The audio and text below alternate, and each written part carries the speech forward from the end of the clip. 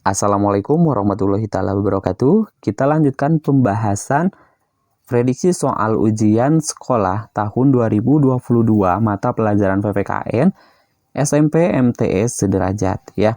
Ini adalah part 2, artinya soal lanjutan dari video sebelumnya. Baik, langsung saja kita bahas pada soal nomor 11. Perhatikan wacana tentang kerjasama berikut. Di Kelurahan A akan diadakan perayaan panen raya. Menghadapi hal tersebut, maka seluruh warga Kelurahan A melakukan kegiatan kerja bakti membersihkan lingkungan. Kantor kelurahan tak ketinggalan Ratih dan Rifki datang lebih awal untuk bersama warga lainnya melaksanakan kerja bakti. Namun, Samin dan Midun tidak mau datang apalagi untuk kerja bakti. Mereka berdua menganggap kerja bakti akan membuat badan mereka menjadi kotor dan tidak bermanfaat bagi mereka berdua. Berdasarkan cerita tersebut, sikap yang akan kamu lakukan adalah titik-titik. A. Mengikuti kegiatan kerja bakti tersebut sebagaimana Rifki dan Rati serta warga yang lainnya. B. Mendukung tindakan Samin dan Midun karena kegiatan kerja bakti tersebut tidak bermanfaat bagi mereka. C. Datang beramai-ramai ke kelurahan untuk melihat orang-orang yang sedang melaksanakan kerja bakti. D. Daripada capek kerja bakti, lebih baik jalan-jalan ke toko buku untuk membaca buku dan menambah pengetahuan. Jawaban yang tepat adalah tentunya jawaban yang lebih tepat di antara yang tepat adalah yang A ya. Mengikuti kerja bakti sebagaimana dilakukan oleh Rifki dan Rati serta warga negara atau warga kelurahan lainnya. Jawabannya adalah yang A. Soal berikutnya nomor 12. Perhatikan catatan biografi pahlawan nasional berikut. Tokoh ini adalah seorang jenderal besar yang lahir di Purbalingga pada tanggal 24 Januari 1916. Beliau meninggal pada tanggal 29 Januari 1950 di usianya yang ke-34 tahun. Beliau merupakan seorang perwira tinggi Indonesia pada masa Revolusi Nasional Indonesia. Beliau adalah Panglima Besar Tentara Nasional Indonesia pertama yang sangat dihormati. Beliau adalah mulai menunjukkan kemampuannya dalam berorganisasi dan memimpin sejak kecil. Beliau adalah sosok siswa rajin yang sangat aktif dalam berbagai kegiatan ekstrakurikuler, termasuk program kepanduan dari Muhammadiyah. Saat di sekolah menengah, beliau dihormati masyarakat karena kemahirannya dalam memimpin dan ketaatannya pada Islam. Nama beliau dijadikan nama museum di Yogyakarta. Tokoh pahlawan nasional yang dimaksud adalah titik-titik. A. Ahmad Yani, B. Muhammad Hatta, C. Soekarno, D. Raden Sudirman. Jawaban yang tepat adalah Raden Sudirman. Soal berikutnya nomor 13. Perhatikan gambar pementasan wayang orang berikut. Dalam rangka melestarikan kesenian wayang orang di Kota Semarang, Dinas Pariwisata mengajak peserta didik di beberapa SMP untuk menyaksikan pementasan wayang orang tersebut di Gedung Ki Narto Sabedo dalam areal Taman Budaya Raden Saleh. Ketika kamu diminta untuk melihat dan diajak memerankan seorang tokoh seperti pada gambar, tindakan yang akan kamu lakukan adalah titik-titik. A. Menolak dan tidak mau memerankan tokoh apapun karena wayang orang sudah ketinggalan zaman dan sangat kuno. B. Datang melihat pertunjukan dan berusaha belajar agar lebih memahami budaya daerah sendiri secara langsung. C. Melihat pementasan saja malas apalagi memerankan tokoh sebab tidak menguasai bahasa Jawa yang digunakan. D. Berusaha datang dan melihat pertunjukan karena takut tidak mendapatkan nilai dan dijauhi teman yang lain. Jawaban yang lebih tepat adalah dengan datang dan melihat pertunjukan tersebut dan berusaha untuk belajar agar lebih memahami budaya daerah sendiri secara tidak langsung. Kalau ini tidak tepat jawabannya ya. Soal berikutnya nomor 14. Pada akhir tahun pelajaran peserta didik kelas 9 berencana akan mengadakan kegiatan pameran pentas seni serta bajar. Kegiatan itu akan dilaksanakan di halaman sekolah dan akan diikuti oleh semua peserta didik baik kelas 7, kelas 8, dan kelas 9. Bahkan akan mengundang beberapa sekolah lanjutan serta pihak ketiga lainnya. Agar kegiatan tersebut berjalan dengan lancar dan tertib, pihak panitia pelaksana membuat tata tertib pelaksanaan kegiatan pameran, pentas seni, dan bazar. Dalam proses penyusunan tata tertib tersebut, pembina OSIS mengingatkan pihak panitia agar isi tata tertib yang akan dibuat tidak boleh mengandung unsur sara, suku, agama, ras, dan antar golongan. Tidak boleh bertentangan dengan tata tertib sekolah dan harus sesuai dengan nilai-nilai Pancasila. Hal ini menunjukkan jika Pancasila berfungsi sebagai titik-titik: A. Moral pembangunan bangsa, B. Kepribadian bangsa Indonesia, C. Sumber dari segala sumber hukum, D. Cita-cita dan tujuan bangsa Indonesia. Jawaban yang tepat adalah sumber dari segala sumber hukum. Karena di sini tidak boleh bertentangan, ya, tata tertib tersebut itu tidak boleh bertentangan dengan tata tertib sekolah dan harus sesuai dengan nilai-nilai Pancasila. Jadi tata tertib di sini atau aturan-aturan yang dilakukan atau yang akan dibuat dalam kegiatan bazar atau pentas seni ini, ya, harus sesuai dengan nilai-nilai Pancasila. Nah, di sini harus sesuai dengan nilai-nilai Pancasila. Ini berarti menunjukkan bahwasannya Pancasila ini berfungsi sebagai sumber dari segala sumber hukum. Karena aturannya itu tidak boleh keluar dari namanya Pancasila atau tidak boleh menyeleweng dari Pancasila. Soal berikutnya nomor 15. Perhatikan pernyataan berikut ini. 1. Mengembangkan sikap tidak semena-mena terhadap orang lain.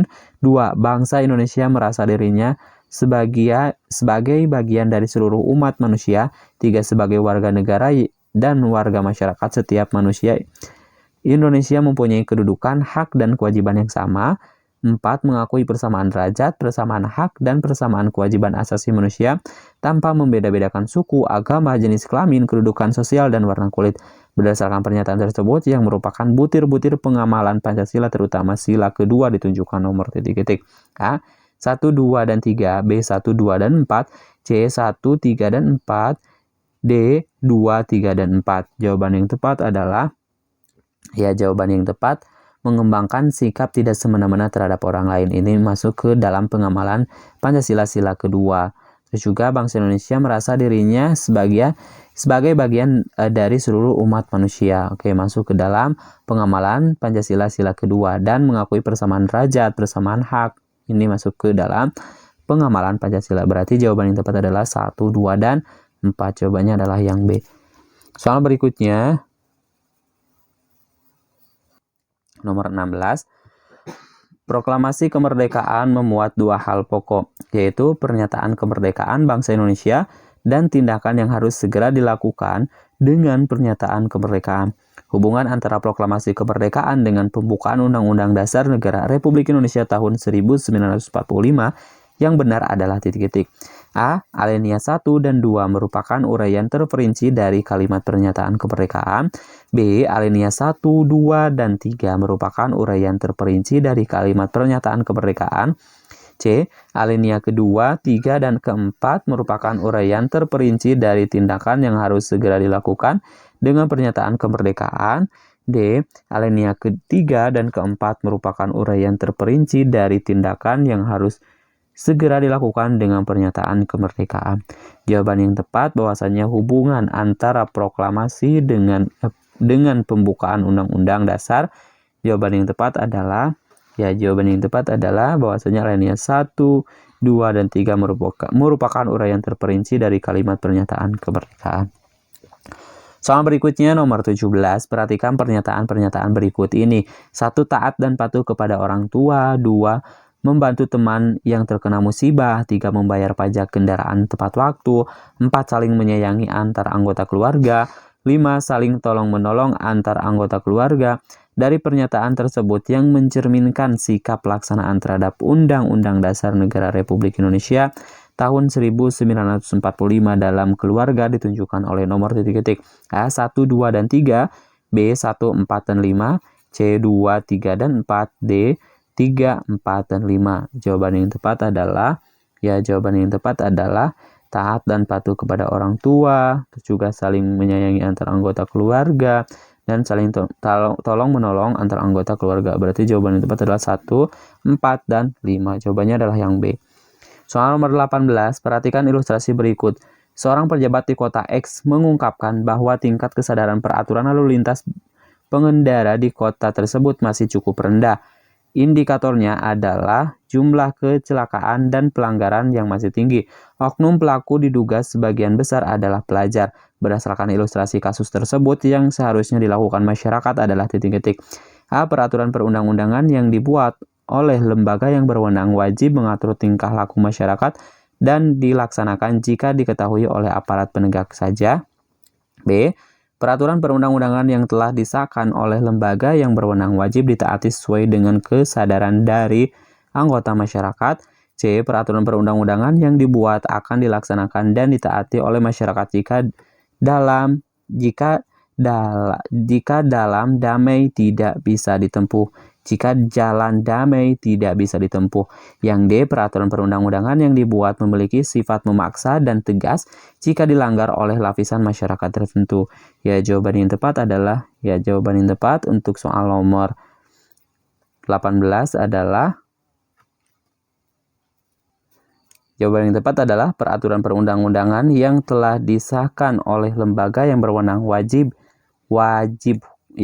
ditaati sesuai dengan kesadaran dari diri anggota masyarakat.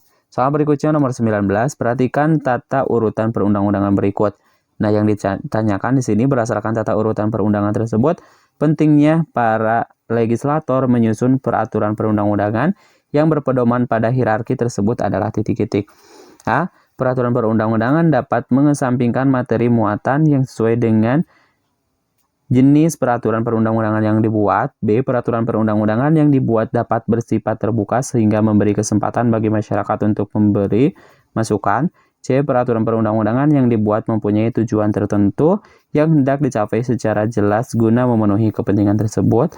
D. Peraturan perundang-undangan sesuai dengan teknik penyusunan sistematika, pilihan kata, dan bahasa hukumnya terperinci serta sulit dimengerti dalam pelaksanaannya. Jawaban yang tepat adalah bahwasanya peraturan perundang-undangan yang dibuat dapat bersifat terbuka sehingga memberi kesempatan bagi masyarakat untuk memberi masukan. Soal terakhir di part 2, perhatikan data berikut. 1. Jiwa patriot bangsa. 2. Saling mencintai sesama manusia. 3. Tidak semena-mena terhadap orang lain. 4. Tercapainya kesejahteraan bagi seluruh rakyat Indonesia. 5. Gemar melakukan kegiatan kemanusiaan. 6. Rasa cinta tanah air. Contoh sikap positif terhadap Undang-Undang Dasar Negara Republik Indonesia tahun 1945 yang sesuai dengan nilai demokrasi ditunjukkan oleh nomor titik-titik A 1, 3, dan 5, B 1, 4, dan 6, C 3, 4, dan 5, D 2, 5, dan 6. Jawaban yang tepat adalah jiwa patriot bangsa, terus juga terciptanya kesejahteraan bagi seluruh rakyat Indonesia, terus juga rasa cinta terhadap tanah air. Berarti jawaban yang tepat adalah yang B 1, 4, dan 5. Baik, untuk part 2 cukupkan sampai di sini dulu, dan insya Allah nanti kita akan lanjutkan di video selanjutnya. Kami akhiri, Assalamualaikum warahmatullahi wabarakatuh.